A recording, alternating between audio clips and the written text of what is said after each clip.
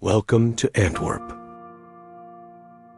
In the old city center, where more than 10 million tourists annually wander through the history of the city that received city rights in 1008, we delve into the story of the iconic cathedral while enjoying a Belgian waffle on the terrace. But isn't there something missing? Follow us and discover the cathedral's hidden treasures. Admire in 3D how the cathedral was originally planned and why this second tower was never built, not due to poverty, but rather to wealth and a major disaster.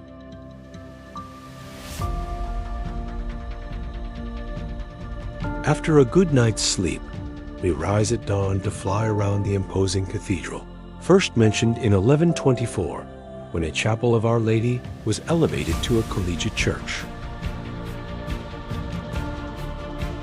Those who descend into the crypt of the current cathedral can still find the foundations of this already quite impressive Romanesque church, built from around 1130.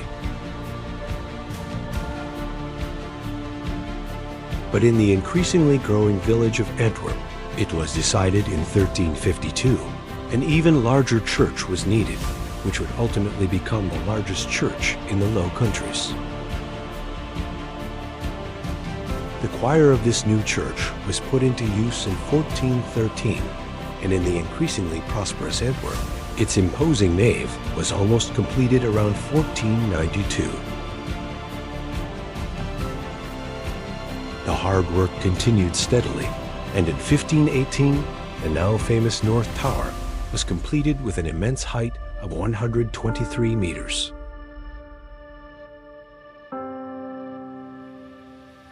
To this day, its Gothic arches are an unparalleled masterpiece. And after 170 years of construction, by completing the northern aisle and dome of the crossing, the church was finished. But doesn't it miss a second tower?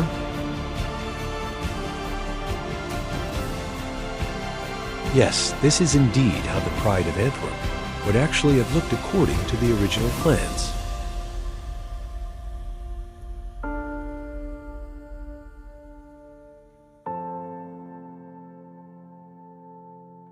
But why then was this majestic second tower never completed? To find an answer to that question, we go inside and take a good look around the impressive church with its magnificent altars and chapels.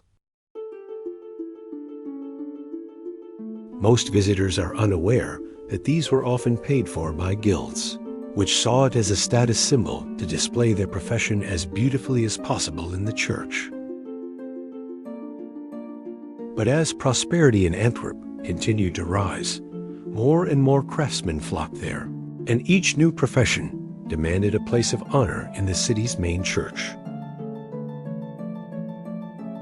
And just before the church was finished, it was decided to expand it again to more than double its size, so that there would be more than enough room for all the crafts.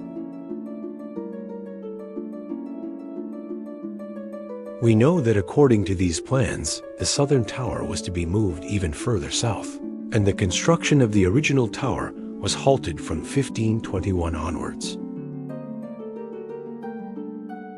Construction had also already begun, as evidenced by traces of walls, pillars, and foundations discovered during archaeological research in 2000. If you look closely from above, you'll see that the layout for the planned church is actually still visible in the pattern of the houses. The cathedral was to have no fewer than 5 towers, but then disaster struck.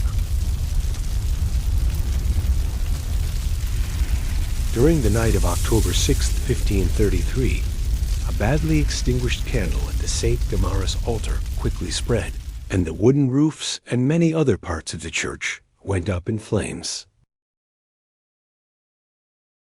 Desiderius Erasmus would later write to his friend, the Antwerp canon Goclenius, that the disaster was an omen that frightened him, which in retrospect shows that he had foresight. New construction was immediately halted, and all money and energy was put into restoration. Funding shortages arose, and small houses were built against the church's outer walls, rented out so that the church could quickly generate income again.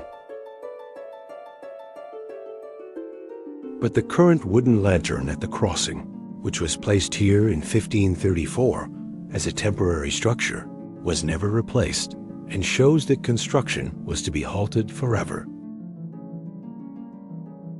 This was because not much later, a completely different threat to Northern European churches arose: Calvinist criticism of Catholic opulence and luxury. The iconoclasm that reached Antwerp on August 19, 1566, destroyed dozens of works of art, and the construction plans were shelved, leaving the South Tower unfinished forever.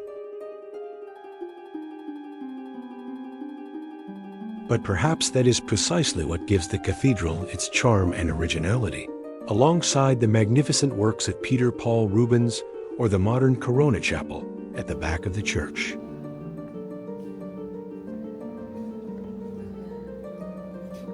The tower itself looks in silence at the thousands of people who walk past it deep below every day.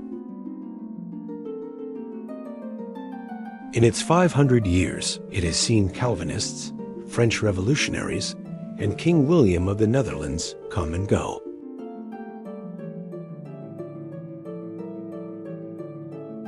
Two world wars passed him by, but what do you think?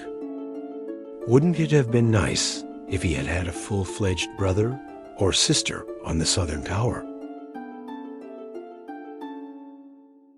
Thanks for watching, and see you again in one of our next videos.